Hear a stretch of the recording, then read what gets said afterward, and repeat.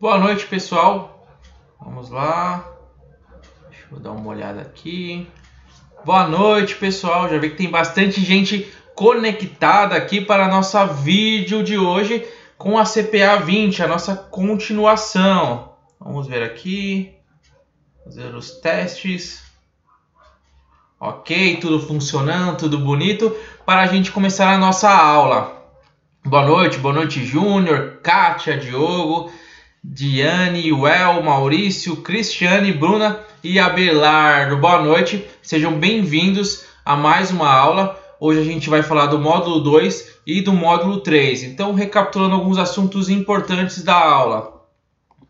Aqui, para você que está chegando agora e vai ser a sua primeira aula, você também pode concorrer a uma assessoria de carreira, tá? Então basta você só mandar um e-mail lá para o fabiolousada@eumebanco.com.br que você tem acesso a esse sorteio, tá bom? E voltando aqui também acho importante falar a questão do WhatsApp. Eu mando todo dia de manhã um WhatsApp dando 5 minutos de mercado em forma de vídeo, áudio e texto. Então quem quer receber, só entrar num link que eu vou disponibilizar aqui embaixo, aqui na descrição, para vocês terem acesso e receberem isso todo dia, tá bom? Recado dado, vamos voltar aqui, ó. Outra questão importante aqui também. Hoje a gente vai falar de um tema, por exemplo, que vai sair da aula, vai sair da CPA 20 ainda esse ano, mas para o ano que vem ele vai ter outro tema, tá? Então tem muita gente aqui que vai fazer a prova no ano que vem, então tem um tema aqui específico que podem passar, que eu vou avisar também que vocês não precisam estudar. Agora quem vai fazer ainda esse ano, ainda cai, tá? Então a gente conseguiu separar bem o que cai esse ano e o que cai para o próximo ano, tá? Seguindo aqui, ó, hoje a gente vai falar do módulo 2 e o módulo 3. Então a gente complementa o módulo 2, que tem uma participação de 15 a 25% da aula, então da prova, então é uma porcentagem alta. É a terceira principal matéria, só perde do módulo 4 e do módulo 5. É uma matéria um pouco mais chatinha, que foca na questão da lavagem de dinheiro, foca na análise do perfil do investidor e nas heurísticas, que a gente vai falar agora já no começo dessa aula. E depois a gente vai para o módulo 3, que é um módulo assim como o módulo 1, mais tranquilo, de 5 a 10% da prova. Então, 3 a 6 questões, bem tranquilo, com conceitos simples para economia, ok? Então vamos lá. Aqui falando também do cronograma. A nossa próxima aula vai ser o módulo 4, que será na quinta-feira, no dia 29. Hoje a gente vai até às 9 horas falando do conteúdo, terminando o módulo 3. Tá? A intenção aqui é já entregar para vocês o módulo 1 e o módulo 3 bonitinho para vocês estudarem, tá bom? Então vamos lá. A gente parou aqui na 31, vamos lá. Para quem está entrando hoje, a gente parou aqui, ó, página 31 da sua apresentação, que é códigos de distribuição e suitability, que vai sair em 2019, tá? Então eu vou falar rapidamente para quem vai fazer a prova já ter esse tema aqui para fazer a prova. Quem vai fazer ano que vem pode sossegar um pouquinho aí, tá bom? Então vamos lá. Então quando a gente fala de suitability, a gente está falando de análise do perfil do investidor e estamos falando de adequação de produtos. Então, suitability nada mais é do que você oferecer para o seu cliente o produto adequado para ele. E como você vai ficar sabendo disso? Como que você vai saber o produto adequado? Fazendo análise do perfil do investidor, fazendo perguntas específicas, conhecendo mais o seu cliente.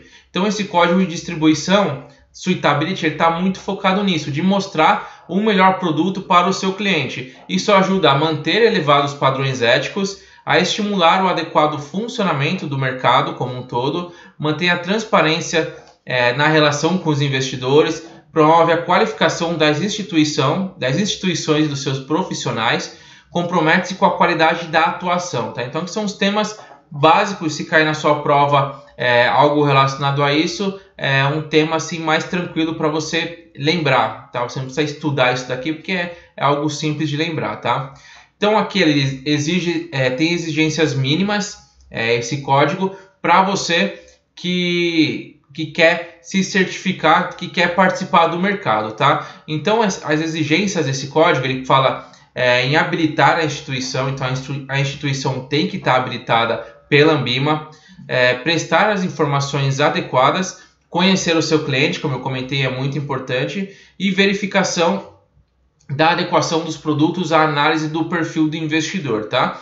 Então aqui começando com um tema muito simples, é algo para você focar, ó. Suitability é igual a conhecer o seu cliente, fazer uma análise do perfil do investidor, tá? Então é muito simples esse código. Vamos lá, seguindo aqui, ó, e aí a gente entra no novo, tá? Então para você que vai fazer a prova no ano que vem, isso aqui é importante porque esse aqui é um assunto novo. Então foi lançado um novo código de distribuição dos produtos de investimentos. Eu dei uma lida completa nele, é um documento de 57 páginas, então eu peguei ali os temas mais importantes que podem cair na prova e fiz um resumo muito rápido, muito simples, para a gente ir direto ao ponto, tá? Então nesse código ele apresenta como que faz a distribuição dos produtos de investimentos, quais são os princípios e as regras, tá? Tudo que a gente viu até agora da Anbima, ela sempre foca aqui, ó, manter os padrões mais elevados éticos e manter o mercado forte, tá? Você vai ver que em todos os códigos isso está constituído. Então a Anbima promove uma concorrência leal e esse código ajuda nisso, padroniza os procedimentos, estimula o adequado funcionamento da distribuição de produtos de investimentos, preserva a transparência e qualifica as instituições e os profissionais envolvidos na distribuição de produtos de investimentos, tá? Então até aqui nada muito difícil, a gente segue aqui com algumas regrinhas, tá? Então aqui fala um pouco do material publicitário e do material técnico que as instituições vão ter que ter para distribuir produtos de investimentos, tá? Então é o seguinte aqui, ó. Caso a divulgação seja feita por um terceiro contratado, esse deve obter previamente a divulgação, a aprovação expressa da instituição participante. Então a instituição participante, se ela pedir para uma terceira empresa fazer a propaganda, fazer o material, os slides, ela é corresponsável, tá? Não é porque uma terceira empresa fez que ela se exime da culpa. Então ela tem que passar para a terceira empresa e ela vai ser corresponsável por montar esse material publicitário de acordo com as regras da Anbima, tá? Que mais que é importante aqui, ó? Então o material técnico ele deve possuir no mínimo as seguintes informações. Então, ó, para vocês lembrarem, ó, precisa ter a descrição do produto, então algo bem simples, ter ali o público-alvo, quem que quer atingir com esse produto, ter a carência para resgate, então é muito importante avisar se tem carência para resgate, quando é feito para investidores específicos principalmente, tributação que é aplicável, então se é regressivo, progressivo, como funciona o imposto, informações sobre os canais de atendimento, nome do emissor, classificação do produto de investimento e uma descrição resumida dos principais fatores de risco, tá? Aqui é manual, tudo que eu comecei na aula de hoje é chato até, porque é só manual, é só procedimentos. Nada muito difícil, é muitas regras, mas tem que saber algumas regras específicas, como por exemplo pode cair na prova perguntando no material técnico quais informações deve possuir. Aí ele dá quatro alternativas e uma delas, por exemplo, é tributação aplicável. Aí ele fala algumas outras ali baboseiras que podem te confundir. Então é mais focar nisso. Costuma ser até um assunto um pouco mais tranquilo esse código de regulação, porque é algo mais instintivo, tá bom? Então vamos lá. Como eu falei, ó, tem que ter os avisos obrigatórios. E quais são esses avisos obrigatórios? O primeiro, a rentabilidade obtida no passado não representa garantia de resultados futuros. Isso tem que estar claro em todos os materiais da Anbima que apresentam a rentabilidade. Então tem a rentabilidade lá, o investidor vai ver, nossa, que bonito, ganhei 30% em 12 meses, esse fundo é muito bom. Mas embaixo vai estar escrito ali que a rentabilidade obtida no passado não representa garantia de resultado futuro. Então ali mostra para o investidor que não representa nada aqueles 20% daqui para frente, tá? Também a rentabilidade divulgada não é líquida de impostos. Então, quando a Anbima, quando um banco, uma asset, ele divulga a lâmina com a rentabilidade, por exemplo, rendeu 0,60% no mês. Essa rentabilidade ela não é líquida de impostos. Agora, em relação a todas as outras taxas, como por exemplo a taxa de administração, ela já é líquida. Então o investidor tem que apenas tirar o imposto dessa rentabilidade, tá? Então tem que estar escrito ali, a rentabilidade divulgada não é líquida de impostos, tá? E o que mais aqui? Também, fundo de investimento, a gente vai entrar bem em fundo garantidor de crédito, que é um assunto muito importante, mas aqui também tem que estar escrito, ó, o investimento, por exemplo, fundos de investimentos, não são garantidos pelo fundo garantidor de crédito, tá? Então, nenhum fundo de investimento tem essa garantia do FGC. Mais para frente, quando a gente entrar no tema que vai ser só FGC, aí eu explico para vocês por que fundo de investimento não tem FGC e também não precisa ter o FGC, tá? Ok, então acho que aqui são os mais importantes, avisos obrigatórios. Também tem um código de regulação novo para o Private. O Private é considerado Private quando atende clientes que têm mais de 3 milhões de reais. Então, quando o cliente atinge 3 milhões de reais, ele se torna um Private pela Anbima, tá? Porque cada banco tem uma regra. Tem banco que coloca um Private para 10 milhões, tem banco que coloca em 5 milhões, mas para a Anbima, 3 milhões já é válido. Então, 3 para cima vale, 3 para baixo acaba não estando regulado com a Anbima. Então, se você tem um banco e o banco oferece um Private, por exemplo, para quem aplica 1 milhão, ele vai estar fora desse código da Anbima. A não ser que o cliente tenha algum potencial de atingir esses 3 milhões de reais, o que pode ser possível também aí é conversado com o banco, tá bom? Então, seguindo aqui, eu acho que aqui tem algumas coisas importantes. Como é um cliente Private, é um cliente que exige mais, então aqui vai ter que ter ofertas exclusivas para o Private, não pode oferecer os mesmos produtos do varejo e jogar lá no Private. Vai ser uma análise muito mais criteriosa de cada cliente, tá? Então aqui vão ser regulações para tratar melhor o cliente Private, ou seja, para cercar ele de uma forma que não prejudique e que você ajude esse cliente, tá? Então todo esse código aqui vai ser para elaborar mais relatórios para ele, para entregar mais resultado. Então o cliente Private tem todo um sistema por trás. E só para vocês terem uma ideia, seguindo aqui, por exemplo, a Anbima ela coloca da seguinte forma: 75% do Private tem que ser certificado pelo CFP, tá? Então o CFP é uma certificação muito importante que eu indico depois para vocês tirarem, tá? Então acho que é muito importante. E só para vocês verem o quanto de oportunidade que tem, a cada 4 pessoas que são contratadas por Private, 3 tem que ter CFP. Então você tirando o CFP, você fica apto para trabalhar no Private. E o Private paga melhor que o varejo, tem bônus maiores, você trata com clientes maiores e é uma certificação que te habilita para isso, tá? Então passando aí a CPA 20, você pode ir para o CEA, para o CGA ou também para o CFP, tá? Também que eu recomendo bastante. Então tem uma série de outros profissionais que tem que ter no Private. Por exemplo, tem que ter um economista, tem que ter um profissional responsável pela análise de risco de mercado e também tem que ter aqui um responsável pela atividade de estrategista de investimento. E esse estrategista tem que ter ou CGA, ou CFP, ou CEA, ou CGA, ou CFP, ou CFA, tá? Um dos 3 ele tem que ter para ser o profissional da área de estrategista de investimentos. Então o Private tem regras muito específicas realmente para entregar um resultado melhor para esse cliente que costuma ser mais exigente, tá bom? E tudo que você vê, qualquer lâmina que você pegar na mão, todas elas vão ter o selo Anbima. Se não tiver esse selo Anbima no fundo de investimento, desconfie, porque a grande maioria, 99% dos fundos da Assets, tem o selo Anbima porque elas seguem o código Anbima, tá? E tanto é que os bancos eles não oferecem produtos que não estejam de acordo com o código Anbima, tá bom? Então esse selo Anbima aqui, ele é um selo que a Anbima ela disponibiliza com a finalidade de demonstrar o compromisso das instituições participantes em atender às disposições desse código. Então aquele selo ali mostra que a instituição está cumprindo o código da Anbima, tá? Então o selo Anbima é isso. Vamos lá. Distribuição de fundos, tá? Então falando do código aqui, estreitando aquele documento gigante, 57 páginas, o que pode cair aqui de interessante, tá?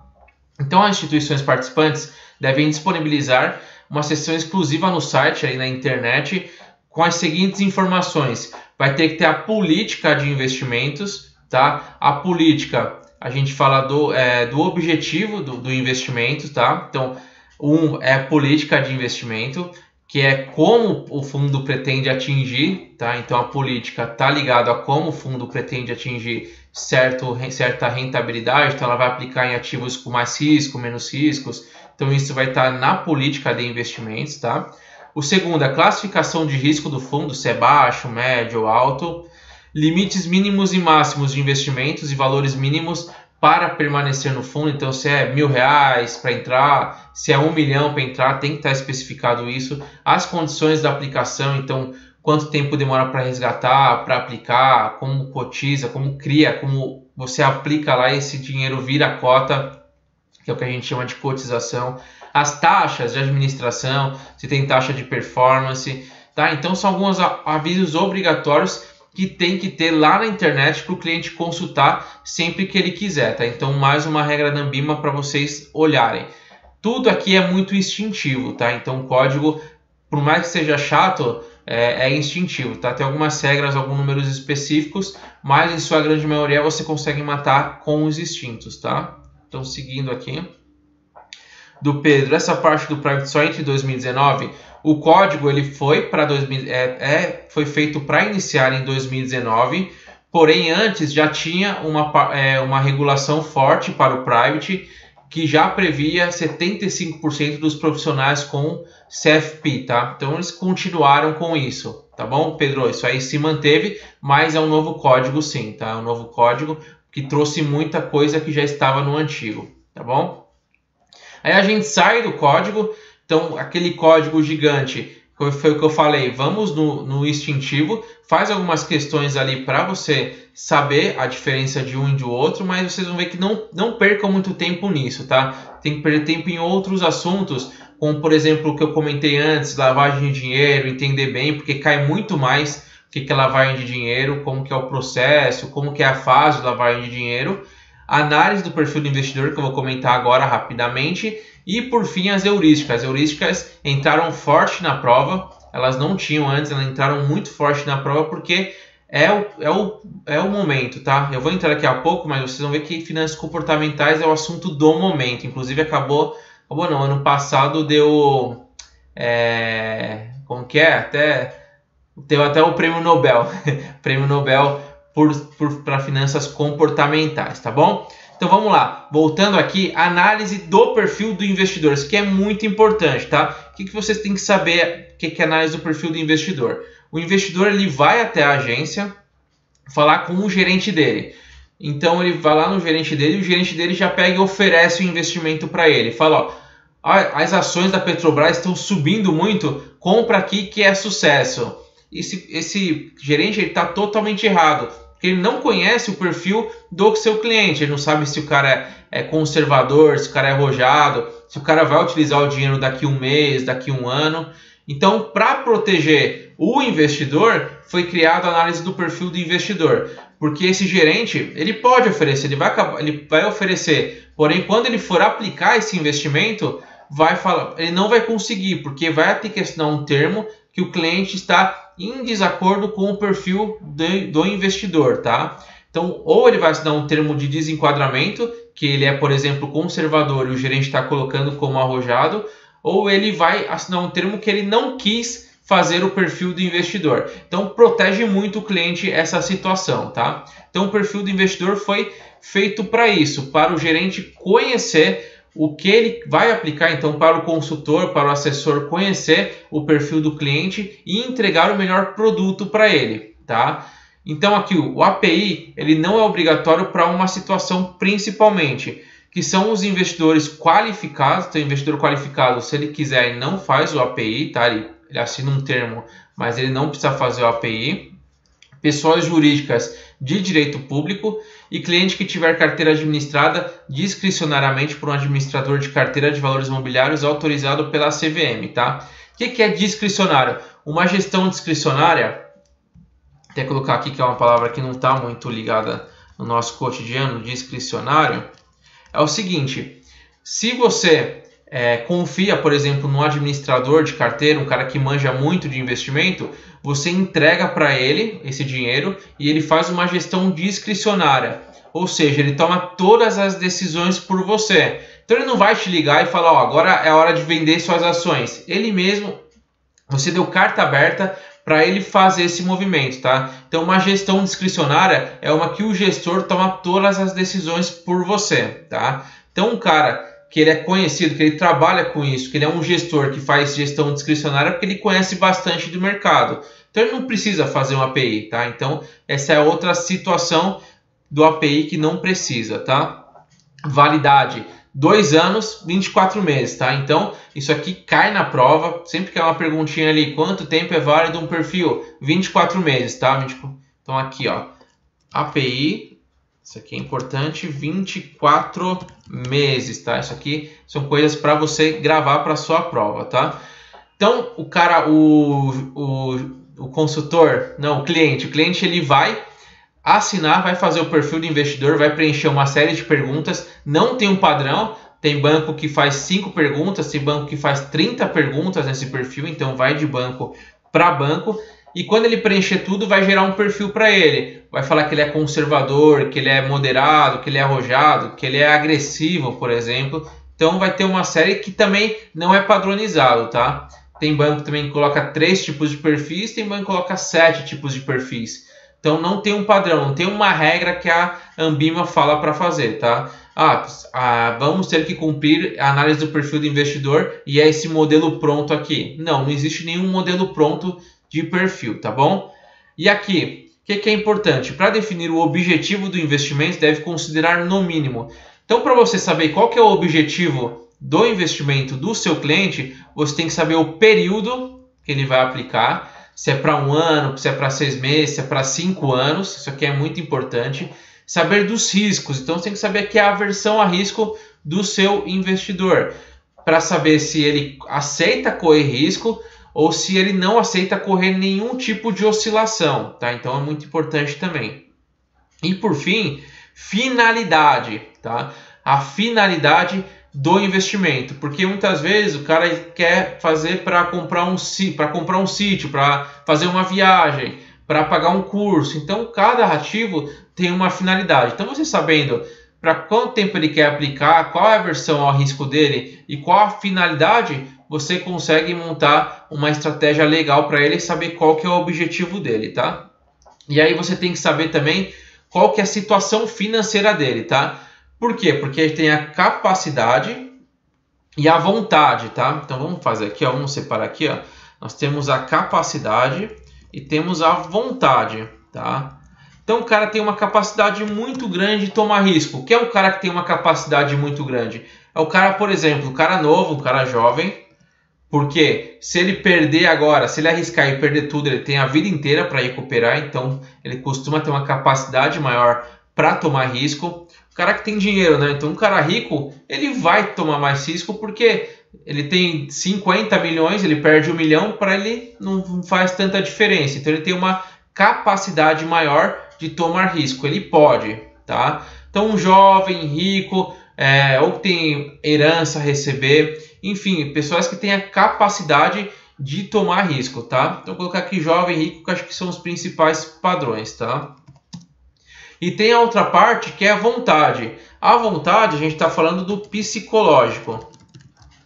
A vontade é o cara que quer tomar risco. Então, eu sou um cara que quero tomar risco. Então, está na minha vontade. Deixa eu colocar aqui alguma palavra bacana. Que eu quero tomar risco, tá? Por quê? Porque às vezes eu não tenho dinheiro, eu sou pobre, estou devendo para o banco. Tenho 70 anos, ou seja, eu gastei tudo que eu tinha na minha vida, não vou conseguir juntar mais, mas eu quero tomar risco. Então ele tem a vontade de tomar risco, mas ele não tem a capacidade de tomar risco. O que vale mais? Vale mais a capacidade.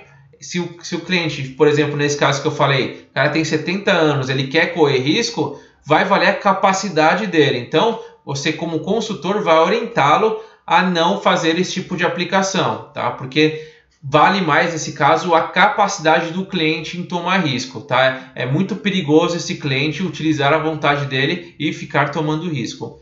Já se o cliente, por exemplo, ele tiver nesse perfil aqui, o cara é jovem, o cara é rico, mas ele não tem a vontade de tomar risco, porque ele, por exemplo, ele construiu tudo com muito suor, ele é empresário, então ele toma risco na empresa dele, que tem risco a empresa, e ele fala que o investimento dele ele quer ser mais conservador, isso aí a gente vê bastante.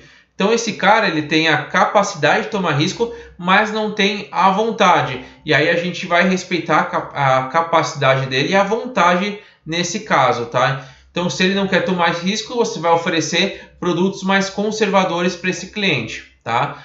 Então capacidade e vontade é muito importante você distinguir um do outro, tá? E até por isso que é muito importante você definir a situação financeira do cliente, para saber se ele tem a capacidade de tomar risco, tá? Então você vai ter que saber quais são os valores da receita dele, ou seja, se ele tem salário, se ele tem prolabore, quanto que ele recebe por mês.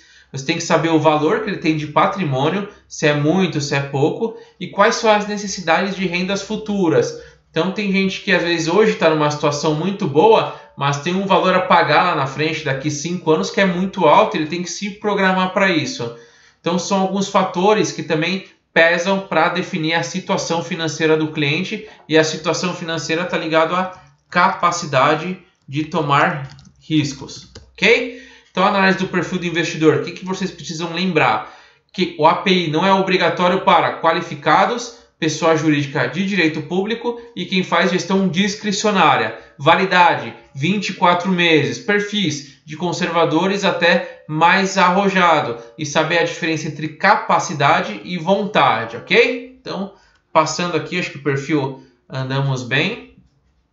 Vamos lá, seguir aqui. Agora a gente entra, vamos até tomar um tempinho aqui, que é finanças comportamentais. Esse tema aqui que é muito importante e vem caindo bastante na prova, tá? É um assunto muito bacana de se lembrar. Tem um livro que serve também como base para entender finanças comportamentais, que é do Daniel Kahneman, que também ganhou já o prêmio Nobel, que é o Rápido e Devagar, Duas Formas de Pensar. Então o nosso cérebro ele é programado em dois sistemas. O primeiro muito ligado para a razão, tá? E o segundo é muito ligado para a emoção. Então a emoção é o utilizado como um sistema 1, porque o primeiro que você vai responder tudo é com a emoção. Por exemplo, você gosta vai no shopping, quer comprar uma roupa, na emoção você vai lá e compra. Mas se você voltar para casa, ver se precisa mesmo dessa roupa ou não, você já começa a agir com a razão, tá? Então saber separar a diferença entre razão e emoção é muito importante. E nos investimentos não é nada diferente, tá? São muitos os vieses comportamentais que o investidor toma quando ele vai fazer algum investimento. Ele está sempre enviesado. Ninguém consegue entrar no investimento sem ter nenhum viés, porque cada um tem a sua história de vida, cada um teve uma rotina diferente no dia, teve uma rotina diferente na semana, onde ele viu um jornal que você não viu, leu um jornal que você não leu, onde ele teve possibilidades diferentes do que você. Então ele vem com um viés diferente para fazer uma aplicação, e isso que a gente vai entrar aqui, quais são os 5 vieses, quais são as 5 heurísticas que entram na prova, tá bom? Então vamos lá. O primeiro é disponibilidade. Então disponibilidade, ele está muito ligado a eventos recentes ou de fácil acesso à memória, tá? O que eu quero dizer com isso? Eu quero dizer com isso, por exemplo, acho que o exemplo mais fácil disso aqui é a questão do avião, tá? Quando um avião cai, as operadoras ficam doidas da vida. Por quê? Porque muita gente cancela a passagem. Então todo mundo começa a cancelar a sua passagem porque fica com medo de cair o avião. Sendo que se eles forem analisar friamente, o avião é o meio de transporte mais seguro. Então ele não vai considerar a estatística, tá? Então voltando aqui para a disponibilidade, gravem esse nome de que é informação disponível, tá? Então disponibilidade é informação disponível ou recente na memória. Então cair um avião vai ficar muito disponível na sua memória. Quando cai um avião, fica na TV passando um monte de vez. Você abre a internet, a primeira notícia que aparece é essa. quando você sai, o assunto comentado é esse, então está muito disponível na sua memória. Então isso te afeta muito, te afeta bastante, tá? Trazendo para o mundo de investimentos, a gente tem, por exemplo, um lucro que sai no jornal. Então você está assistindo um jornal ou lendo alguma coisa e você vê, por exemplo, que a Petrobras lucrou 5 milhões de reais. Então tá aqui. E você fica com aquela informação na cabeça, fala, puta, agora eu tenho que aplicar na Petrobras, ela lucrou 5 milhões de reais. Só que você não analisou mais nada. Você não sabe se ela tem lucrado, por exemplo, 30 milhões e agora lucrou muito menos, lucrou só 5. Não sabe se foi algo muito esporádico, que nunca vai acontecer novamente. Você não consegue analisar as outras variáveis, saber se os concorrentes estão crescendo. Você não analisa nada. Você está enviesado por essa informação disponível na sua cabeça, tá? A informação disponível é o lucro da Petrobras, tá? Então pega esses dois ganchos aqui, ó. O primeiro, pega o caso do avião, que fica disponível na sua memória, e trazendo para investimentos o lucro de uma empresa que fica disponível e você aplica pensando nisso, tá bom? Então, seguindo aqui para a segunda heurística, tem a heurística da representatividade. Quando a gente fala de representatividade, é algo que não é algo que estatisticamente é muito baixo, mas que tem uma amostra muito pequena, mas que para você, somente para você, representa muito, tá? Então a representatividade, você ignora o tamanho da amostra e vale o que representa para você. Deixa eu quebrar aqui para aparecer tudo na mesma tela. Pronto. Representatividade. Então você vai ignorar o tamanho da amostra, você vai pegar só uma partezinha da amostra e falar que aquilo representa muito para você. Quer um exemplo? Então você joga dados, tá? Então você tem uma série de dados, você joga o dado uma vez, cai 1. Você joga o dado outra vez, cai 1 novamente. Você joga o dado pela terceira vez, ele cai 1 novamente. Aí eu pergunto para você, fulano, quais são, qual o número que vai cair agora do dado? Você vai estar muito enviesado, você está com uma amostra de 3 dados, de 3 jogadas, que vão enviesar totalmente a sua resposta, que pode ser 1, porque você vai falar, caiu 3 vezes, com certeza vai cair a 4ª vez, ou então você vai ter o contrário, você vai falar que estatisticamente, como caíram 3 vezes o número 1, a tendência é que caia qualquer outro número, 2, 3, 4, 5 ou 6, porque estatisticamente é muito difícil o número 1 cair 4 vezes seguidas, tá? Então o que acontece? Você está enviesado, seja para um lado ou para o outro. Você ignora na verdade a amostra, porque se você jogar 1000 vezes o dado, a tendência é que a amostra fique certinha, fique ali a porcentagem certinha de cada um, que vai dar em torno de 16% para cada. Se jogar 1000 vezes, a tendência é que a estatística mostra que todos os dados, todos os números saem ali pela mesma proporção. Mas você jogou só 3 vezes e usou isso como base para você tomar uma decisão, tá? Então, isso que significa representatividade, tá? E investimento também aqui é a mesma coisa. Você tem um fundo de investimento que tem um histórico de 5 anos. Mas você olha ali o histórico dos últimos 6 meses e vê que está subindo, que a rentabilidade foi muito alta. 1% em julho, 0,8% em agosto, 3% em setembro.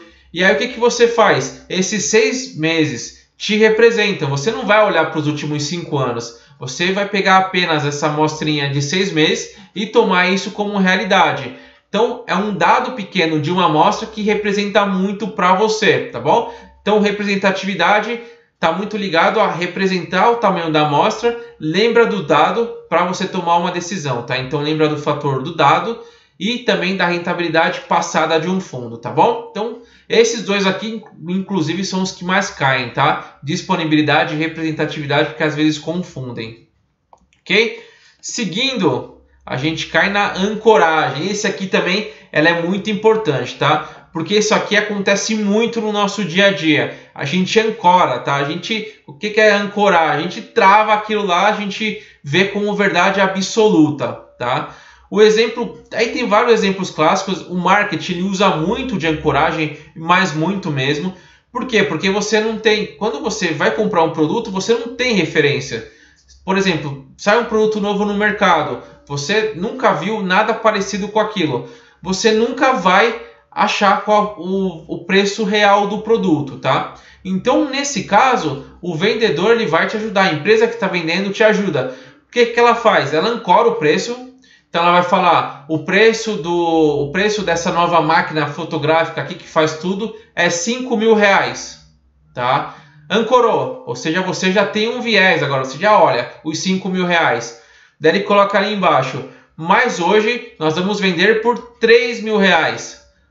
Você já vai achar que é um ótimo negócio, porque você ancorou nos R$5.000 e viu lá que é R$3.000. Então, o marketing te usou da ancoragem para fazer você achar que o produto estava barato, mas na verdade o preço dele é R$3.000 mesmo. Ele só colocou de 5 para você tomar uma decisão mais confiante. Outro exemplo muito clássico, vocês veem, por exemplo, lá no Cinemark, no preço da pipoca. Você pode ver que, por exemplo, a pipoca pequena é 15, a média é 17 e a grande é 20, dando um exemplo. Todo mundo vai aonde? Na grande. Por quê? Porque ele olha o tamanho da média e olha o tamanho da grande e fala, puta, R$3 a mais só, você vai lá e compra. Porque se você comprar a média, às vezes você acha que está sendo tapeado, que está pagando quase o mesmo preço da grande por um pacote muito menor. Então, a ancoragem, nesse caso, a empresa de cinemas, ela ancorou você com o preço do médio e do pequeno. E falou, o preço do pequeno e do médio é esse, agora o grande é esse. E aí você vai no grande porque você foi ancorado. Então, a ancoragem ela é muito interessante, ela é muito utilizada no marketing. E nas finanças, trazendo para o investimento, também aqui é muito utilizado. Por quê? Você pode ver que acontece muito é que você compra uma ação, por exemplo, nesse caso que eu coloquei aqui, você comprou a ação da Petrobras a R$25. Se essa ação começar a cair, você se ancora nela. Então você vai se ancorar, a ação cai para 20, cai para 18, cai para 15. E se você ligar para um investidor que fez isso e pedir para ele vender essas ações, o que ele vai falar? Ele vai falar, ó, só vendo as ações se elas voltarem acima de R$25. Ou seja, R$25 é o preço dele, não tem nada a ver com o mercado, mas ele se ancorou nos R$25, ok? Então, a ancoragem também é muito utilizada nos investimentos também, ok? Então, uma informação leva você a outra. Você fica muito ancorado numa informação que às vezes não é realidade, mas te choca para você comprar o outro produto ou outro valor, ok? Então, ancoragem também tranquilo aqui para a gente dar andamento, tá? Aí a gente entra no quarto fator, que é a aversão à perda, tá? A aversão à perda é muito importante. Não é considerado uma heurística, mas sim um viés comportamental, tá? Não tá sendo considerada, caracterizada como heurística, tá? Mas a aversão à perda é muito importante, porque muita gente acha que tem aversão a risco. Ah, eu tenho aversão a risco. Porém, o risco é diferente. O risco ele é bom na alta e péssimo na baixa. Pergunta para alguém se ele está ligado. Risco, muitos falam que tá ligado à volatilidade, tá? Pergunta para alguém que está aplicando o seu dinheiro e a volatilidade é a seguinte: no mês subiu 2, no outro eu vou 4, no outro subiu 1, no outro subiu 5, no outro subiu 7. Olha que volatilidade: 2, 4, 5, 1 e 7. Vê se ele vai estar preocupado. Ele não vai estar preocupado. Então ele não tem aversão ao risco, ele não tem aversão à volatilidade, ele tem aversão à perda. Pega esse mesmo investidor e fala, ó, no mês subiu 1, no outro caiu 3, no outro subiu 2, no outro caiu 5. Aí sim ele tem essa aversão, que é a aversão à perda, tá? Então é muito diferente a aversão a risco da aversão à perda. E aí tem uma coisa que acho que muitos aqui já sentiram isso na pele, principalmente quem já aplicou em ações, que é o seguinte: a dor de você perder, por exemplo, R$1.000 é muito maior do que o prazer de você ganhar R$1.000. E nos dois casos são R$1.000. Ou você está ganhando R$1.000 ou você está perdendo R$1.000. Por exemplo, na rua, você está andando na rua e acha R$50. O sentimento de felicidade é menor do que se você olhar para sua carteira e falar, puta, perdi R$50. Caiu em algum lugar, você vai ficar muito mais triste do que feliz por ter ganhado R$50. Então o sentimento da perda ela é muito forte, seja para investimentos, seja na vida, tá? Então esse viés comportamental ele entra muito nisso, tá? Então a aversão à perda também é um outro muito utilizado no mercado, ok? E aqui também fala, mantemos investimentos não lucrativos e vende investimentos com ganho, tá? Então, por exemplo, a gente comprou a ação da Petrobras lá a 25 e foi para 28. O que você vai fazer? O que um cara que tem aversão à perda ele vai vender? Deixa eu ver aqui, que acho que deu uma reconexão. Vamos ver aqui. Voltamos. Fazendo testes.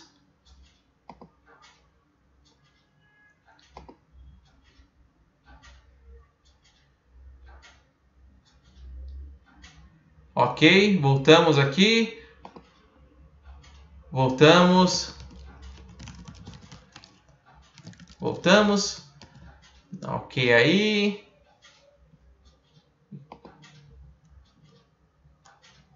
Voltamos, agora sim. Beleza, maravilha, foi uma pequena falha aqui na internet, tá? Mas vamos seguir aqui, ó. Então eu estava falando do efeito de estruturação, que é muito importante também, que é como você estrutura uma frase, por exemplo, que a gente chama de framing. Então a mesma frase é a seguinte, eu vou falar para você assim, ó, você tem 90% de chance de ganhar se apostar. Então você olha essa frase e você entende de uma forma. Agora a mesma frase dita de outra forma, você tem 10% de chance de perder se apostar. Então olha só mudando ali a frase de um para outro, você consegue ter resultados diferentes. Porque você falou a mesma coisa, só que de uma forma diferente, de uma estrutura diferente, ok? Vamos lá. Deixa eu dar uma olhada aqui, está picotando aí, vamos ver aqui. Deixa eu ver.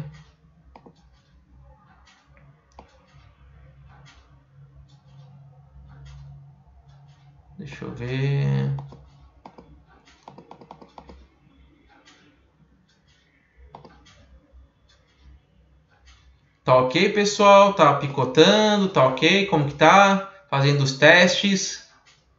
Pra gente entrar no módulo 3. Tá ok?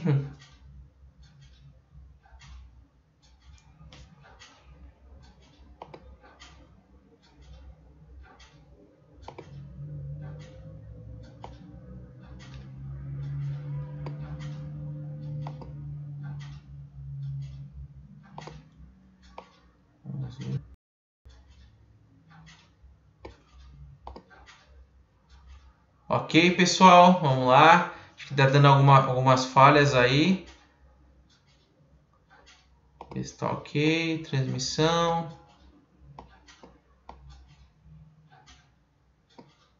Acho que foi agora, vamos lá.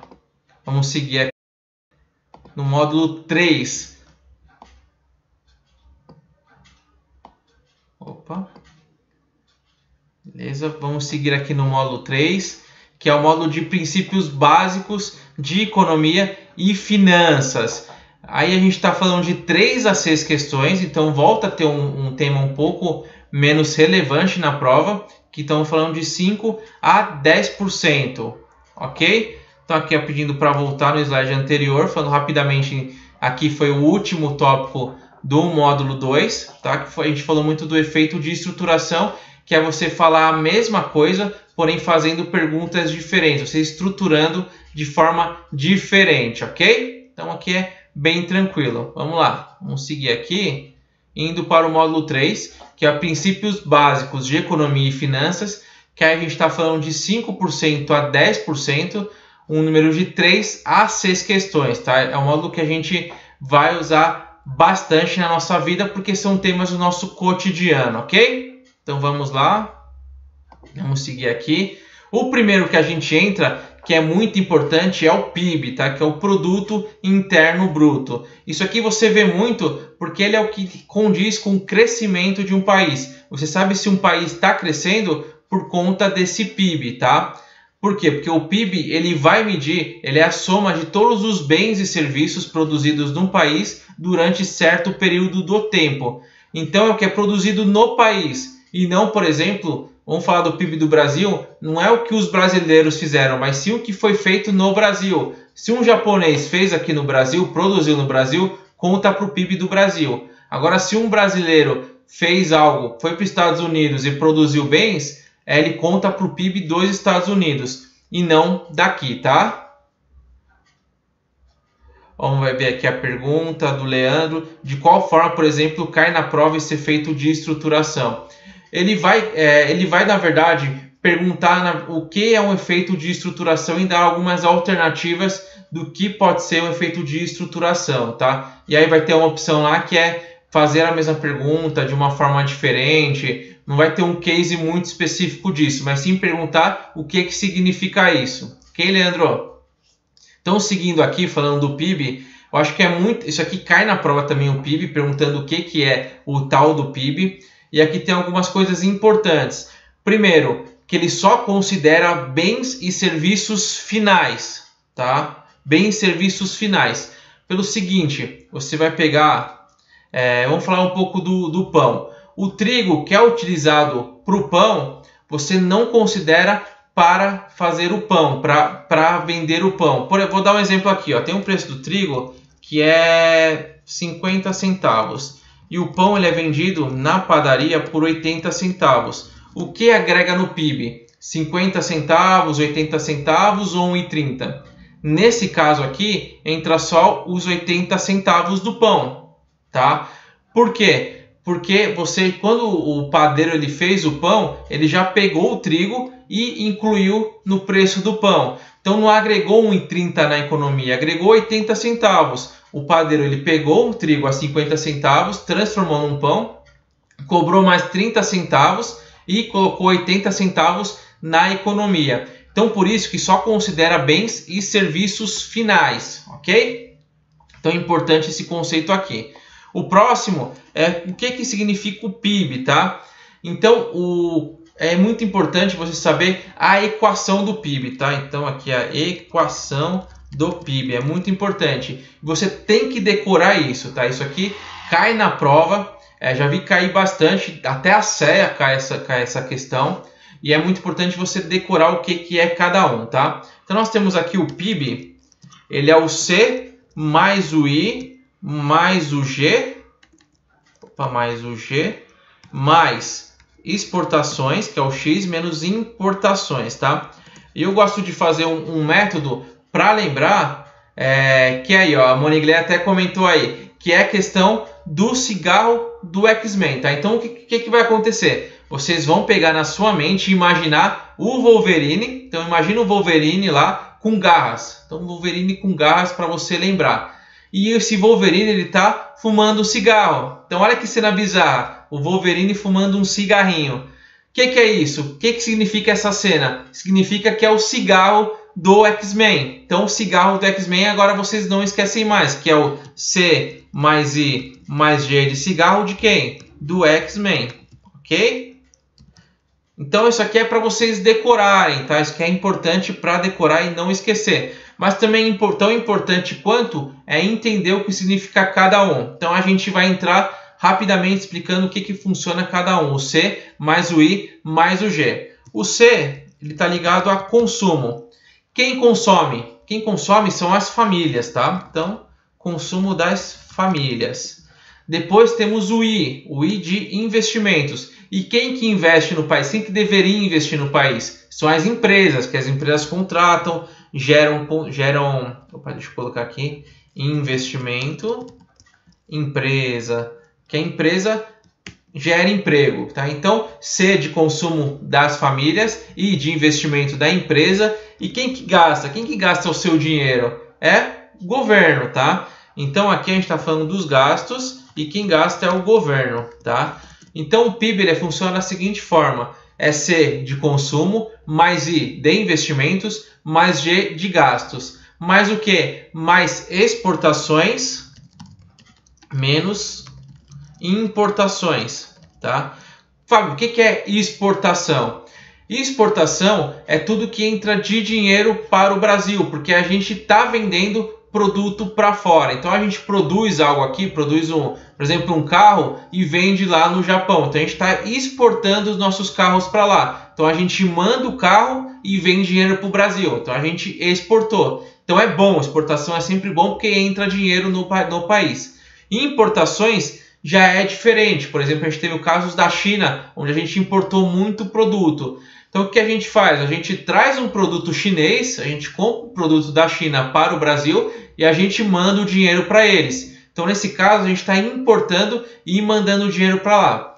Então a soma, a diferença das exportações, ou seja, tudo que entra de dinheiro aqui, menos as importações, que é tudo que a gente manda de dinheiro, é esse daqui que a gente chama até de balança comercial. Mas para o cálculo do PIB é a diferença dos dois que entram, tá? Então C mais I mais G mais X menos M.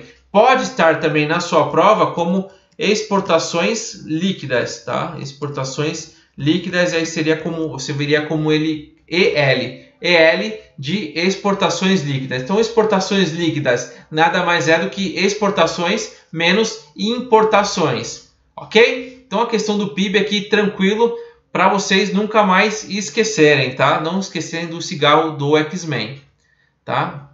Seguindo aqui, a gente entra com o IPCA, que é Índice de Preços ao Consumidor Amplo. E aqui a gente está falando de inflação, tá? Inflação.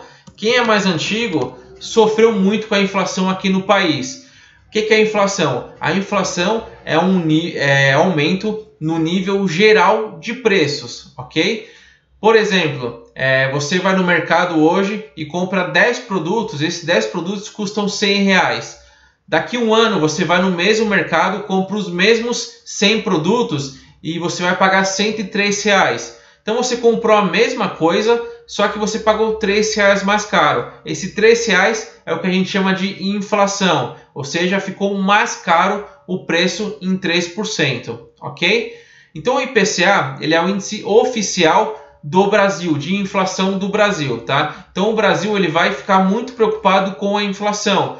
Até, por exemplo, a gente tem o IGPM, que é outro que eu vou comentar daqui a pouco, que também cai na prova, ele está disparado, ele está subindo muito. Mas a preocupação do Banco Central é totalmente com o IPCA, tá? Então esse aqui é o índice oficial de inflação e quem calcula o IPCA é o IBGE, tá? Então é importante saber dessa informação, IPCA e IBGE. Só para vocês saberem, não cai números, tá? Não cai números na prova, mas só para vocês saberem que é importante aqui, o IPCA ele é uma referência para o Comitê de Política Monetária como meta de inflação, tá? Então tem o Banco Central, que a gente comentou ontem. Vamos entrar aqui, ó, tem o Banco Central. E um dos principais objetivos do Banco Central é também o controle da inflação. Então ele tem um comitê, então ele criou um comitê, que é o Copom, que é o Comitê de Política Monetária, onde eles se reúnem a cada 15 dias. Então a cada 15 dias tem uma reunião do Copom para... desculpa, 15 dias não, ó, paga isso aqui, é 45 dias, hein? Pelo amor de Deus, 8 reuniões por dia, 8 reuniões por ano, ok? 45 dias, 8 reuniões por ano. Para quê? Para definir a taxa Selic, ok? Taxa Selic. Então eles vão se reunir e falar, ó, a taxa de juros vai ser 6,5, taxa de juros vai ser 6,75. Para quê? Por que eles fazem essa taxa de juros? Para controlar a inflação, tá? Então o principal mandato do Copom é controlar a inflação. Como que ele controla a inflação? Como que a gente faz para a inflação não subir? A gente vai fazer o seguinte, ó, o Copom vai pegar uma taxa que estava 10%, por exemplo, a taxa é 10%, a inflação está alta, o que o Copom vai fazer? Ele vai jogar para 20%. E aí o que ele fez? Ele deu um choque de inflação no país. Então quem que vai pegar dinheiro emprestado a 20%? Quem que vai querer investir numa empresa com 20%? então então trava a economia como um todo. Os investidores, eles param de investir em empresa, eles vão pegar esse dinheiro e aplicar no banco, porque o banco está pagando 20% nos juros. Então, a economia para. E a economia, ao parar, a inflação cessa, tá? Então, a inflação cai quando os juros sobem. A gente vai falar rapidinho dessa diferença, de como um afeta o outro, mas é isso, tá? Então, e qual que é a inflação que esse Copom vai seguir? Essa é o IPCA, tá? Então, o IPCA, que hoje está, até coloquei ali, ó, IPCA, a nossa meta hoje é 4,5%. Então, o Copom tem que tomar atitudes para deixar a inflação abaixo de 4,5%, tá? Então, se ele achar que os juros estão baixos e isso pode gerar inflação, ele aumenta a taxa de juros. Se ele achar que a inflação está bem controlada, ele pode diminuir a taxa de juros. Então, todo o movimento do Copom é para cuidar da inflação, tá? E qual a inflação? O IPCA, ok? Então, aqui que pode cair na sua prova também. O IPCA, ele calcula os rendimentos mensais de 1 a 40 salários mínimos, seja qualquer rendimentos, nas principais áreas urbanas, tá? Das regiões metropolitanas, como Belém, Fortaleza e todas essas cidades que vocês estão vendo aí, tá? Mas o que é mais importante saber aqui, ó? Saber que o IPCA é o índice oficial de inflação no Brasil, que ele é calculado pelo IBGE, que ele é referência para o Copom como meta de inflação, ok? Então esses três aqui são os temas mais importantes. Chegando aqui, o próximo é o IGPM, tá? O IGPM, até fazendo um gancho, aqui no IPCA, aqui no IPCA a gente fala do índice de preço ao consumidor amplo. E quem que é o consumidor amplo? É a gente vai no mercado, a gente que consome, a gente é um consumidor, a gente é o varejo, tá? E aí depois tem o IGPM. O IGPM é diferente, o IGPM a gente está falando do atacado, a gente está falando de empresas, então empresas que compram lotes. Então eu vou no mercado e compro um refrigerante, a empresa vai comprar 100 refrigerantes, então a gente está falando do atacado, ok? Então aqui, ó, por exemplo, IGPM, ele é calculado pela FGV, ok? Então o índice geral do preço do mercado é calculado pela FGV, IPCA pelo IBGE, IGPM pela FGV, tá? Primeiro lembrete aqui para vocês lembrarem, tá? O seguinte, o IPCA ele é calculado pelo IBGE, ou seja, os dois têm 4 letras e começam com I, tá? Então facilita, os dois são 4 letras e começam com I. O outro é o FGV, é o IGPM, que é o FGV. Aqui foca na segunda letra, tá? Que é o G. Então, IGPM calculado pelo FGV. IG. IPCA calculado pelo IBGE. 4 letras e começam com I, tá? Então, aqui só um lembrete, porque pode cair na sua prova quem calcula um dos índices. Seguindo aqui, o IGPM é divulgado mensalmente, assim como o IPCA, ok? E funciona da seguinte forma. 60% é o índice de preço no atacado. Então 60% vai ser a inflação do que subiu no atacado nas compras em lote. 30% vai estar no IPC, que é o índice de preço ao consumidor. Então aqui também tem consumidor, tá? Assim como o IPCA, que é focado 100% no consumidor, o IGPM vai ter 30% no consumidor e 10% no índice nacional do custo da construção civil, tá? Da construção civil. Ok? Então aqui o que você tem que saber? Essa porcentagem aqui tem que saber como que ela é a ordem, que é 60% do IPA, 30% do IPC e 10% do INCC, que ela é calculado pela FGV mensalmente, ok? E o IGPM, ele vai ser calculado, quando é IGP do mercado, que é o M, ele vai ser calculado do dia 21 até o dia 20, tá? Então aqui, ó, 21 até o dia 20. Então a gente quer calcular o IGPM de novembro. Então a gente vai pegar 21 do mês de outubro até 20 do mês de novembro, tá? Então a gente vai pegar essa amostra quando for falar de IGPM. Quando a gente for falar de IGPDI, que é praticamente a mesma coisa, aí a gente pega do 1 até o dia 30, tá? E aí vai ser o IGPDI, tá? Então, uma pequena diferença, o IPCA ele segue esse aqui também, o IPCA vai ser do dia 1 ao dia 30, assim como o IGPDI, tá? Então, a diferença do IGPM é essa, tá? Então, saber, ó, eu acho que o principal foco aqui é saber que ele é calculado pela FGV e saber como ele é constituído, que é 60% no IPA, 30% no IPC e 10% no INCC, ok? Seguindo aqui, Lucas, até para te passar aqui, que eu vi que faltou, nós estamos falando de Selic Meta e Selic Over. Qual que é a diferença dos dois, tá? O primeiro aqui é a Selic Meta. A Selic Meta. Então, a Selic Meta foi o que eu comentei. O Copom ele se reúne a cada 45 dias para definir uma meta. Então, ele vai fazer a Selic Meta, que hoje está em 6,5%. Tá? Então, todo mundo vai se guiar por essa Selic. Okay? Então, é travado. Essa daqui só muda a cada 45 dias. Não tem como mudar. Aí, o outro tem a Selic Over.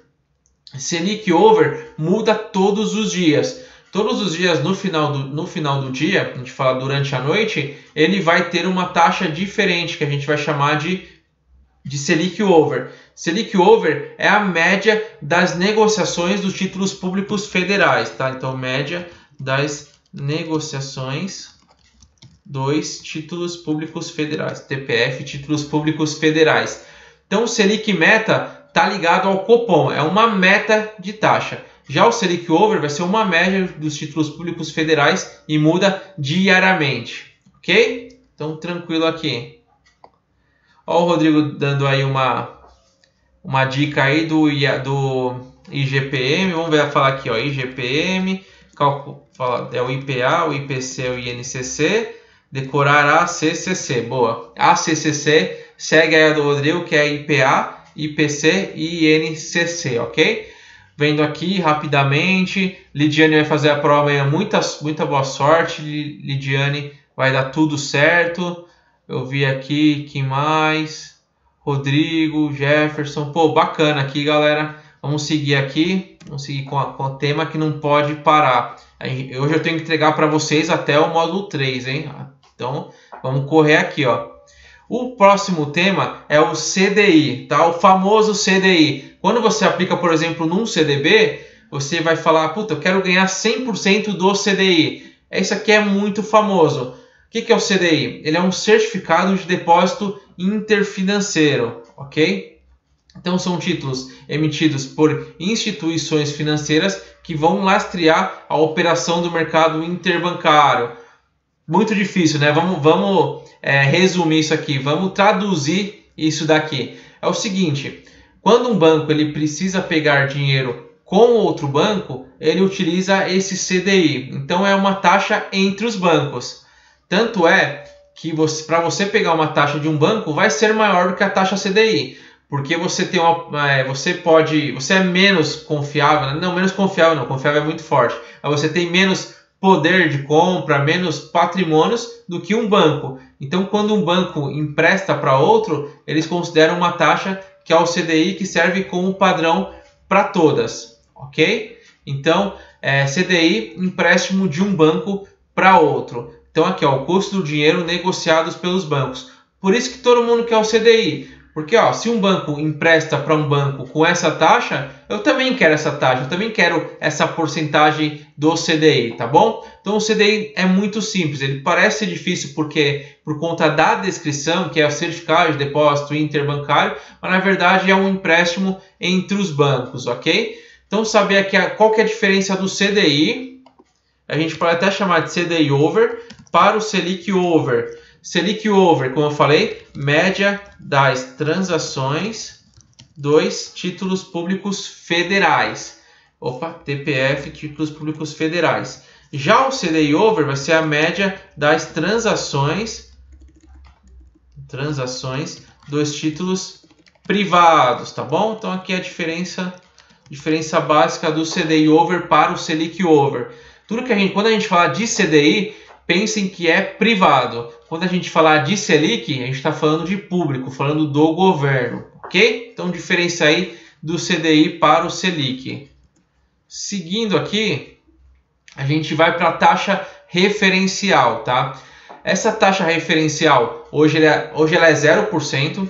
Por exemplo, tem gente que tem poupança e a poupança remunera ao mês 0,5 mais TR, a poupança mais antiga, 0,5 mais TR. Como a TR está zero, a poupança está remunerando 0,5%, por exemplo, tá? E como que calcula essa taxa referencial? A gente pega a taxa básica financeira, que é uma média dos CDBs dos bancos. Então, os bancos emitem vários CDBs, a gente tira uma média e vai criar essa taxa básica financeira.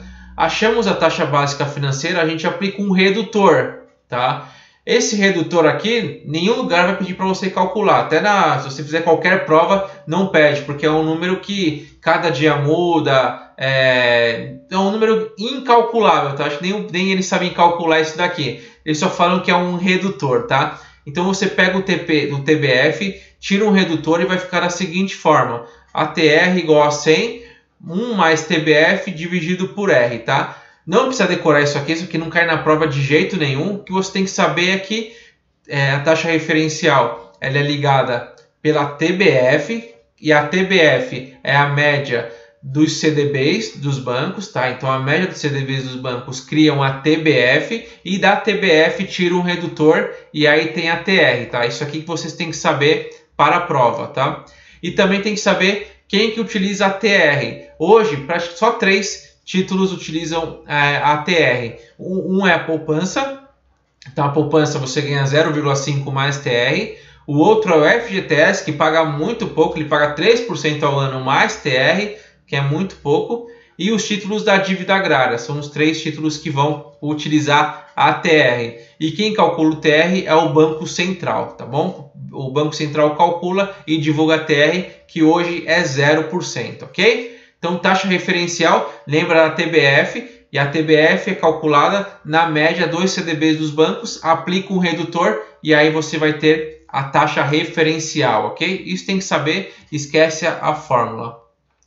Aí aqui tem a gente volta aqui para falar um pouco do Copom novamente. Deixa eu colocar aqui. Voltando aqui da Camila, pergunta da Camila, só falando aqui, ó, CDI e Selic, tá? Rapidamente. Então, o CDI, a gente está falando dos títulos privados e o Selic, a gente está falando de títulos públicos. Então, quando o governo emite um título, é Selic. Quando um banco emite um título, é CDI. Tá? Então, essa é a principal diferença básica dos dois. Então, o CDI vai ser calculado na média dos títulos públicos. Desculpa, o CDI vai ser calculado na média dos títulos privados. Tá? CDI, títulos privados. Já a Selic over, vai ser calculado na média dos títulos públicos federais, ok? Títulos do governo federal. Então essa é a diferença básica, tá bom, Camila? Você tem que saber que CDI é privado e Selic é público. Seguindo aqui, a gente vai aprofundar rapidamente o Copom. Então o Copom foi um comitê que foi criado em 1996 e em junho de 99 passou a adotar as metas de inflação. Então o Brasil em 99, logo após ter o Plano Real, o Brasil ele começou a estruturar a economia como um todo. Então em 99 ele foi lá e criou a metas de inflação que está dentro do que a gente chama de tripé econômico. Tá? Isso aqui não precisa saber desse tripé econômico. O que você precisa saber é que o Banco Central criou as metas de inflação. E quem que vai cuidar dessas metas de inflação é o Copom. Tá? Então, por isso que o Copom ele é tão importante. Ele utiliza, como eu comentei, o IPCA para usar como meta. Então, ele vai perseguir o IPCA e, para isso, ele vai definir a taxa Selic. Ok? Atualmente, ele é composto por uma diretoria colegiada do Bacen, que são 7 diretores mais um diretor-presidente. Tá? Então, o Copom é formado por 8 diretores. E ele vai definir a taxa de juros Selic meta e também a existência de ou não de um viés, tá? Por quê? Porque ele vai falar a taxa de juros vai ser 6,5 com um viés de alta. Então o mercado já pensa, já supõe que na próxima reunião deve subir juros, ok? Então Selic meta é utilizada pelo Copom. O Copom ele define somente a Selic meta para controlar a inflação, tá? E a reunião é feita a cada 8 anos, a cada 8 vezes por ano, ok? Importante aqui para não confundir, tá? Isso aqui pode cair na sua prova e você se confundir, tá? Quem define a taxa Selic meta? Então, quem define a taxa Selic meta, a gente acabou de ver que é o Copom, tá? Então, o Copom vai definir a taxa Selic, qual que vai ser a taxa básica da economia do país. E quem define a meta de inflação? Como a gente viu ali no outro slide, a meta para esse ano é 4,5%. Quem define isso? Será que é o Copom? Não, é o Conselho Monetário Nacional, que é o CMN, tá? Então o CMN vai falar qual vai ser a meta de inflação, vai definir, como a gente viu, o CMN só manda, então vai mandar e falar que a taxa de inflação tem que ser no máximo 4,5%, e o Copom vai agir para melhorar isso daqui, tá? Para perseguir essa meta, ok? Então não confunda.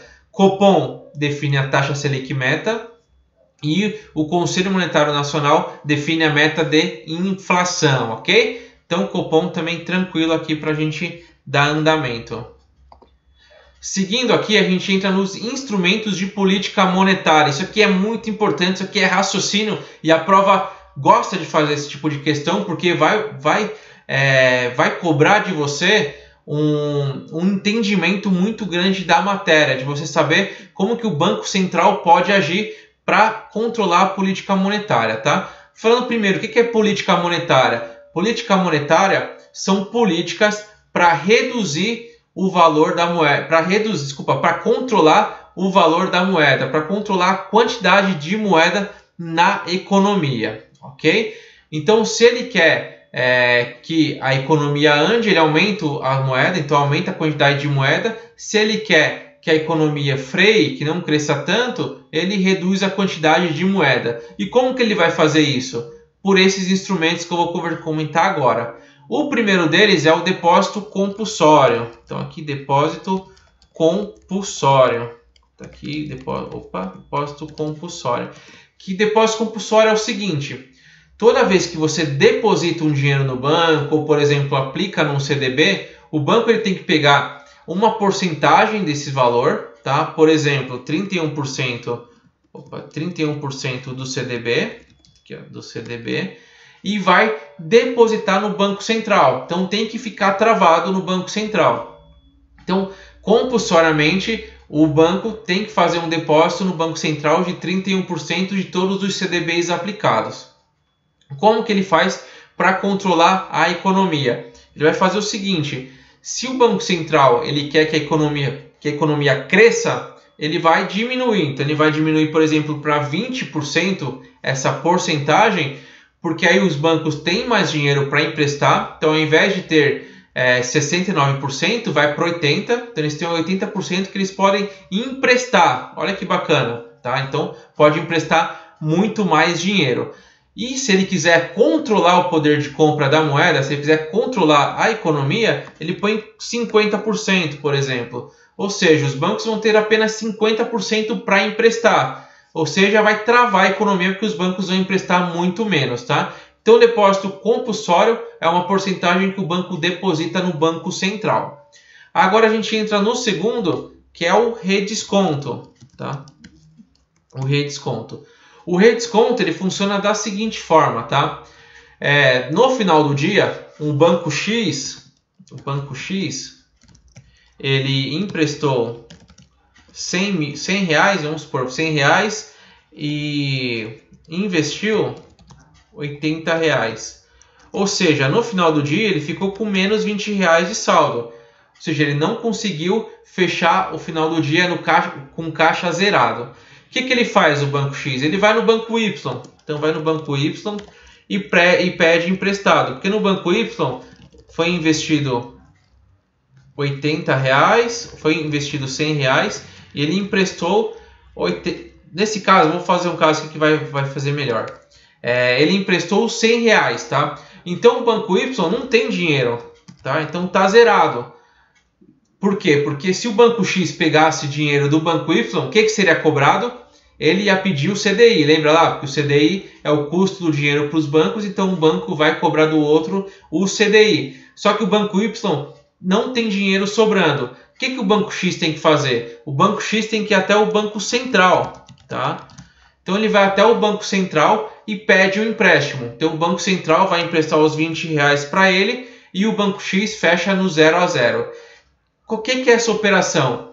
É redesconto, tá? Então o redesconto é quando o banco ele pega dinheiro com o Banco Central para fechar o caixa, tá? Então isso aqui é importante saber. E da mesma forma, como que o Banco Central trava a economia?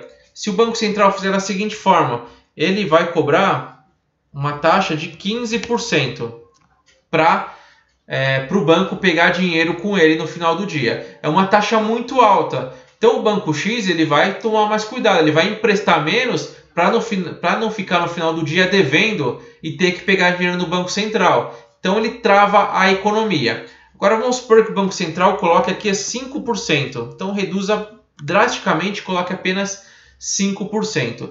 Então nesse caso o banco X vai ficar tranquilo, ele vai sair emprestando muito porque a taxa para ele pegar um empréstimo com o Banco Central é muito baixa, tá? Então o redesconto está ligado também a fazer empréstimos do banco com o Banco Central, tá? Então o Banco Central quer controlar a economia, joga os juros lá em cima. Quer incentivar a economia, aí ele diminui a taxa de juros, ok? Então vamos lá. Continuando, a gente tem o Open Market, tá? O Open Market ele é um instrumento mais rápido da economia do Banco Central para fazer a política monetária, que são o que a gente chama operações de mercado aberto, compra e venda de títulos públicos federais, tá? Como assim? Então o Banco Central, tá aqui, ele tem títulos na mão, tá? Então ele emite títulos públicos federais, tá? E o que ele vai fazer com esses títulos públicos federais? Ele começa a comprar muitos títulos públicos federais. Então o Banco Central tá com bastante dinheiro em caixa, ele começa a comprar. Quando o Banco Central compra títulos públicos federais, o que ele está fazendo? Ele está ficando com os títulos na mão e o dinheiro está indo para a economia, por exemplo, tá?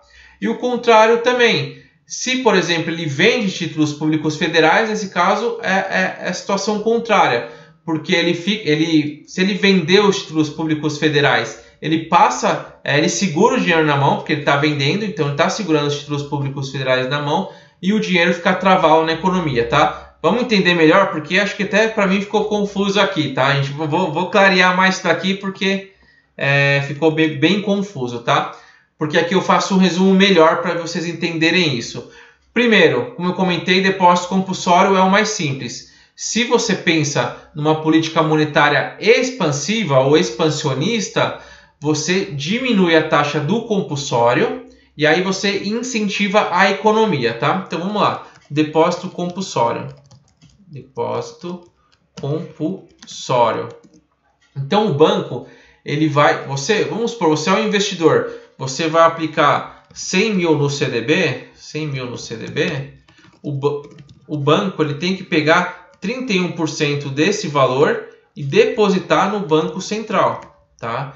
Por quê? Porque é um depósito compulsório de 31%. Então sobra 69 mil reais para o banco emprestar. Aqui, para o banco emprestar. Então reduziu muito o poder de empréstimo dos bancos, tá? Então ele recebeu 100 mil, mas pode só emprestar 69 mil reais. Se o Banco Central ele aumenta esse compulsório para 40%, nesse caso, o banco ele vai ter que depositar 40 mil reais no Banco Central e vai ficar somente com 60 mil reais para emprestar. Ou seja, está travando a economia, ele está com menos dinheiro para emprestar, então a tendência é que a economia cresça menos, tá bom? Então aqui a questão do compulsório é essa. E o contrário também, se o Banco Central ele joga para 20% isso, o banco ele vai depositar apenas 20 mil reais no Banco Central e ele vai ficar com 80 mil reais para emprestar, tá? Então aqui é o seguinte, Taxa de compulsório baixa incentiva a economia, taxa de compulsório alta restringe a economia. Ok, Camila? Então, esse é o compulsório, é quanto que o banco tem que deixar de porcentagem para o Banco Central. Aí o segundo que a gente entra é a taxa de redesconto. Redesconto, como eu comentei, é a taxa que o banco pega do Banco Central para fechar o caixa, tá? Então, quanto maior essa taxa de juros, menos o banco vai querer emprestar, porque ele vai ter que pagar uma taxa alta depois para o Banco Central. E vice-versa, taxa de juros muito baixa, o banco vai emprestar muito mais, porque sabe que no final do dia a taxa do Banco Central vai ser baixa, tá bom? Então o redesconto também é tranquilo. E agora, o último aqui, que eu acho que foi até o que ficou mais confuso, é a compra de títulos públicos federais pelo Banco Central quando a gente fala de política expansionista, tá? Por que isso? Porque quando o Banco Central ele compra títulos, tá? Então o Banco Central compra títulos públicos federais. O que acontece com os títulos públicos federais? Eles ficam no Banco Central, tá? Então aqui o Banco Central comprou títulos públicos e ficou com os títulos na mão. E quando ele comprou esses títulos, o dinheiro foi para a economia, tá? Então o dinheiro foi para a economia. Então, quando o Banco Central ele entra comprando os títulos públicos federais, ele fica com títulos na mão e o dinheiro na economia. Então, é uma política monetária expansionista, tá? Porque ele está expandindo a economia, ele está colocando dinheiro, mais moeda em circulação, tá? Seria até o termo certo. Ok? Então, quando o Banco Central compra títulos públicos federais, ele põe mais dinheiro na economia, ok? Seguindo aqui, aí tem a restritiva, que é o contrário, tá? Então, a restritiva, o Banco Central ele aumenta a taxa do depósito compulsório, ele aumenta a taxa de redesconto e ao invés de comprar, ele vende, olha só. Então, o Banco Central vende títulos. Por quê? Porque nesse caso, se ele está vendendo o título, ele está enxugando a economia, porque ele está pegando o dinheiro de volta e ele está devolvendo os títulos públicos federais. Então, ele está colocando os títulos públicos federais na economia e está retendo dinheiro. Tá? Então, aqui ele está retendo dinheiro. Ok? Então, política monetária restritiva aumenta compulsório, aumenta a taxa de redesconto e aqui o que confunde mais, mas ele vende títulos públicos federais na restritiva. Ok? São os três instrumentos utilizados pelo Banco Central para fazer a política monetária. E pode ser pergunta de prova, qual que é o mais eficaz? É o open market, que são as operações de mercado aberto, onde o Banco Central ele compra ou vende títulos públicos federais, ok? Então, esses são os três mais importantes. Os três mais importantes não, os três únicos, tá? E aqui, praticamente finalizando a matéria, deixa eu ver quantos tem aqui ainda, para a gente controlar o tempo. Nossa, tem bastante coisa ainda. Vamos seguir aqui, ó. Então, vamos lá. Aqui, ó. Então, aqui tem a relação de PIB versus os juros versus a inflação, tá? Então, vamos pegar aqui, que isso aqui é muito importante para vocês entenderem a dinâmica da economia, tá? Então, vamos supor que tem os juros altos. Os juros estão a 15% na economia. O que acontece? Isso freia a economia. Porque os juros estão muito altos, ninguém vai querer pegar dinheiro emprestado. Se ninguém pega dinheiro emprestado, ou se ninguém consome, a inflação cai, tá? Então, vamos pôr os juros a 15%, a economia para e a inflação cai. Então, a inflação fica, por exemplo, em 5%, tá? Logo depois, o que o Banco Central ele vai fazer? Ele vai identificar essa situação de que o país não está crescendo, ele vai começar a reduzir os juros. Então, ele joga os juros, por exemplo, para 6%. Então, saiu de 15% para 6%. O que acontece? Todo mundo vê oportunidade boa para investir na economia. Então, vai pegar um dinheiro emprestado e vai abrir uma empresa. O investidor que investe dinheiro na economia, que investe dinheiro em banco, por exemplo, ele vai ficar descontente em ganhar só 6%. Ele ganhava 15%. Então, ele vai resgatar esse dinheiro e vai jogar na economia também, vai tentar gerar mais empregos. Então, os juros baixos vai estimular a economia como um todo. Mas quando estimula a economia como um todo, a inflação sobe. Então, a inflação, aí, por exemplo, vai para 10%. O que vai acontecer com a inflação alta? O Banco Central começa a aumentar juros. Então ele volta os juros para 15% para derrubar a inflação. Então fica nessa dinâmica, fica muito rotativo. O juros sobe, o Banco Central precisa controlar a inflação sobe, o Banco Central precisa controlar essa inflação. Então ele aumenta os juros.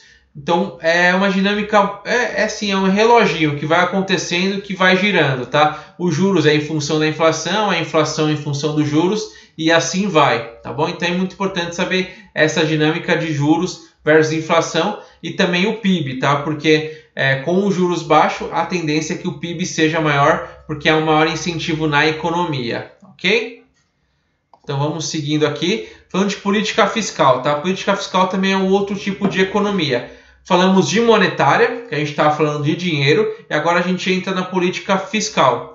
E a política fiscal nada mais é do que dois itens principais, que são arrecadação e gastos, tá? Arrecadação e gastos.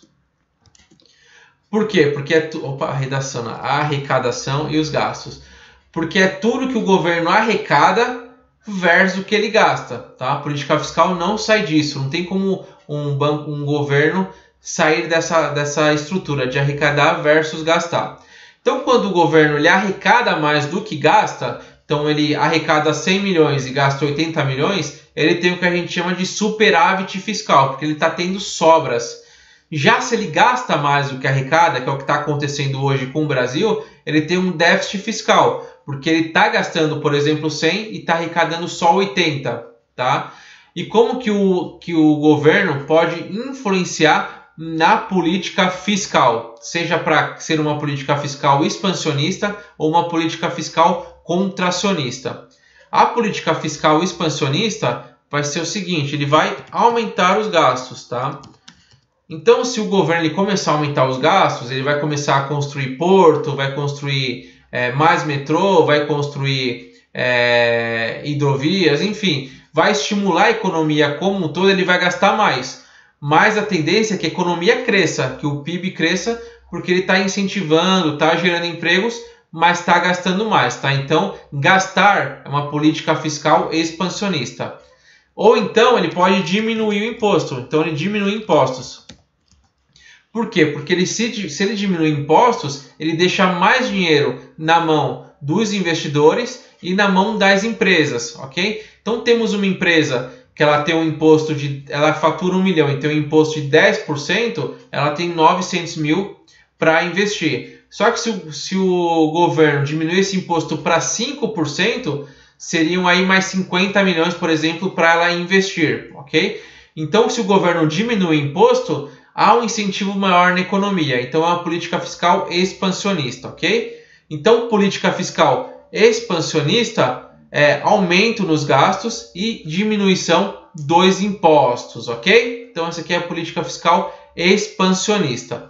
Agora, contracionista é o contrário, porque no contrário, o Banco Central, o governo, ele vai diminuir os gastos, então ele vai parar de incentivar a economia, vai parar de construir, vai parar de dar incentivos e ele vai começar a aumentar os impostos. Então, ele vai criar impostos, vários impostos, e isso vai travar a economia, porque vai tirar o dinheiro na mão dos investidores e das empresas, ok? Então, isso aqui é importante vocês saberem a relação da política fiscal contracionista versus a política fiscal contracionista, ok? Então, aqui para vocês saberem que é importante também, tá? Seguindo aqui, vamos falar um pouco das contas do setor público, como que funciona, tá? Então, o governo ele vai ter as receitas, então tudo que ele teve de receita, versus as despesas não financeiras. E disso vai sair o que a gente chama de superávit ou déficit primário. Então, se ele tem mais receita do que despesas não financeiras, ele tem um superávit primário. Até aqui tudo bem. Mas aí entra um segundo fator, que é o pagamento de juros sobre a dívida pública. Então, sabe o Tesouro Direto, esses títulos públicos que o governo emite? Ele tem que pagar uns juros em cima. E esses juros é o que a gente chama de despesas financeiras. E aí o Banco Central, aí o governo, ele tem um déficit nominal, tá? Então, vamos simplificar isso aqui, ó. Primeiro, nós temos o superávit primário. Superávit primário. Como que um país atinge o superávit primário? Se ele tem receita maior que despesas não financeiras. Então, se ele tem isso aqui, ele tem um superávit primário. Porém, nas despesas financeiras aumentaram. Então, ele paga muitos juros, ok? E aí ele vai ter um déficit nominal. Porque no nominal não considera só as despesas não financeiras, coloca a despesa financeira também. Então aqui coloca despesas em geral. Opa, aqui é menor. Despesas em geral. E aí ele vai ter um déficit nominal. Então qual que é a diferença do primário para o nominal? No primário não considera juros. No nominal considera juros, ok? Então superávit primário se tem mais receita do que despesas não financeiras. Superávit nominal se ele tem mais receita do que despesas financeiras e não financeiras, ok? Vamos lá. Falando aqui de política cambial, tá? Acho que vai ser o último assunto, tá? Estamos praticamente terminando aqui. Dá pra gente começar, como eu separei 2 dias para o módulo 4, dá pra gente terminar aqui até para não ficar tão pesada a aula aqui para vocês também, tá? Então vamos terminar com política cambial. Política cambial e taxa de câmbio aqui para a gente finalizar a matéria, senão vai ficar bastante pesado, tá? Então, hoje, a política cambial do Brasil, ele utiliza o que a gente chama de flutuação suja, tá? Flutuação suja. Por quê? Porque o Banco Central, ele deixa a moeda seguir o fluxo normal, então o dólar versus o real, seguir da melhor forma. Porém, o Banco Central, de vez em quando, como aconteceu até ontem, no final do dia, ele intervém na economia. Então ele faz operações que ele compra dólar, vende dólar. O Brasil tem muita reserva internacional. Aqui, ó, até coloquei aqui, ó, 382 bilhões de reservas internacionais que ele pode eventualmente vender, por exemplo, se o dólar começar a subir, o que o Banco Central pode fazer? Ele pode começar a vender dólar. Então, quando o Banco Central ele vende dólar, ele entrega dólar e compra real. Então, a tendência é que o real se valorize mais do que o dólar, tá? Então, é flutuação suja por quê? Porque o governo ele deixa fluir a moeda, mas ele intervém aos poucos. Então, é flutuante, porém suja, tá? Então, o Brasil utiliza isso. O que seria um perfeitamente flutuante? É que o Banco Central não intervém na moeda, tá? Então, se ele intervém na moeda, é flutuante e suja. Se ele não intervém, é perfeitamente flutuante. E temos também o que a gente chama de câmbio fixo, tá? O câmbio fixo é a taxa fixada pelo governo. Muito comum, então muitos países utilizam isso e utilizavam no passado, um exemplo é a Argentina, que é vincular a sua moeda a outra. Por exemplo, a Argentina teve um período que um peso valia $1. Então, se o dólar subisse para 3 dólares, o peso subiria junto. Então, é o que a gente chama de câmbio fixo. O câmbio fixo, você fixa a taxa pelo governo de acordo com uma moeda, tá? Então, o caso mais comum foi o da Argentina, que fixou o dólar, tá bom? Então, um peso valia $1, independente de quanto tinha de cada uma, ok? E aí a gente entra no conceito de reservas internacionais, tá? Então, reservas internacionais é tudo que o país tem fora do Brasil. Por exemplo, do país eu falo, então vamos falar das reservas internacionais do Brasil. Então, nas reservas internacionais do Brasil, é tudo que o Brasil tem fora do nosso território nacional, tá? Que são ativos em moedas estrangeiras, depósitos bancários e outros tipos de títulos que podem ser utilizados para pagamentos de dívidas internacionais, tá? Então, são reservas importantes e estratégicas que o Brasil conseguiu acumular. É uma reserva boa, hoje de 382 bilhões de dólares, tá? Então, o Brasil também tem uma reserva bem considerável. É tudo que o Brasil tem de moedas estrangeiras e ativos estrangeiros, ok? Então, reserva internacional, tranquilo. E para a gente finalizar o de hoje, vamos falar rapidamente da taxa de câmbio. Então, taxa de câmbio é o que você vê ali no seu dia a dia, que é quanto o real fechou, quanto o dólar fechou hoje, não, real não, quanto o dólar fechou hoje.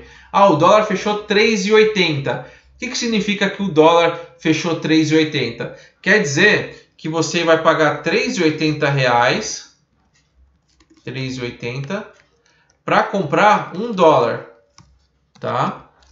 $1. Então, $1 vale 3,80. Então, quando a gente fala que o dólar subiu, por exemplo, o dólar estava 3,80 e foi para R$4. Então, o dólar subiu, o dólar se valorizou. Como assim um dólar se valorizou? Você precisava antes de 1 dólar antes comprava 3,80, 1 dólar agora compra R$4. Tá? Então, o dólar se valorizou mais e o real se desvalorizou. Tá? Então, a taxa de câmbio nada mais é do que isso, tá? É quanto você precisa de uma unidade monetária, por exemplo, o real, para comprar outra unidade monetária como o dólar, tá? Então, bem simples a taxa de câmbio. E tem a Petax, tá? Tudo no mercado financeiro são médias, tá? Como eu falei, a Selic, média dos títulos públicos federais, o CDI, média dos títulos públicos, média dos títulos privados, tá? CDI privado, Selic públicos. E a Petax, que é o que a gente está vendo aqui, é a média dos contratos de dólar, tá? Então, todas as operações de dólar vai tirar uma média também e vai se criar a Petax, tá? Então, muitos utilizam a Petax para contratos de futuro de dólar. Então, tem alguma operação que você vai fazer que você quer travar o dólar, você vai utilizar como padrão a Petax, porque a Petax ela é a média. Então, por exemplo, no dia foram negociados vários contratos de dólar, então de real versus dólar. Um foi 3,50, o outro 3,60 e o outro 3,70. Qual foi a média dos três? Foi 3,60. Então, a Petax do dia vai ser 3,60 e todo mundo vai utilizar como padrão essa Petax de 3,60, ok? Então, é uma média, aqui também, ó, uma média aritmética das operações realizadas no mercado interbancário de câmbio, tá? Então, ali, ó, vamos aqui para a gente fechar bem a aula. Então, Petax, média do câmbio, média dos contratos de câmbio. Selic, média títulos públicos federais. E o outro é CDI. CDI, média títulos privados. Ok, pessoal? Então, a gente para por aqui na taxa de câmbio. Ali 9,7 também para a gente cumprir bem o horário, tá? Tem alguns slides ainda do módulo 3, mas algo rápido que a gente vai conseguir matar agora na quinta-feira, tá? Então, a gente tem amanhã aí para vocês olharem novamente a aula, pelo menos os pontos mais importantes da aula, fazer aquele resumo bacana para seguir bem na matéria, tá? Então, tem um dia de respiro. Quem quiser descansar, também aproveita para descansar e volta mais forte na quinta-feira. Enfim, cada um faz a sua estratégia de acordo com a prova. Quem vai fazer a prova esse ano ainda, eu sugiro que dê já uma lida na matéria novamente. Ok, pessoal? Então é isso. Deixa eu ver se está ok aqui. Então é isso, pessoal. Daqui 9 e 8. Tem alguma pergunta específica sobre algum tema? Vou ver se tem aqui uma pergunta que ficou pendente. Acho que deve estar com um delay por conta daquele momento que ficou parado, olha, aqueles 3 minutos. Eu acho que devem ter criado um delay na apresentação. Deixa eu dar uma olhada aqui.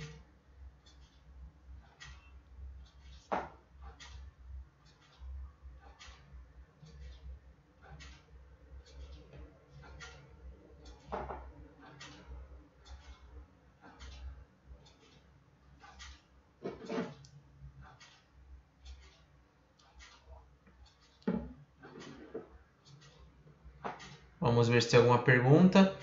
Senão eu já finalizo por aqui a aula. 9h10. Tudo ok. Acho que chegou só agora a mensagem, tá? Então bora fazer os simulados amanhã. Isso aí, Elizabeth. Eu acho que tá com um delay, tá? Peço perdão para vocês, peço desculpa por esse delay aí de 10 minutos aí que eu vi que travou um pouco a aula.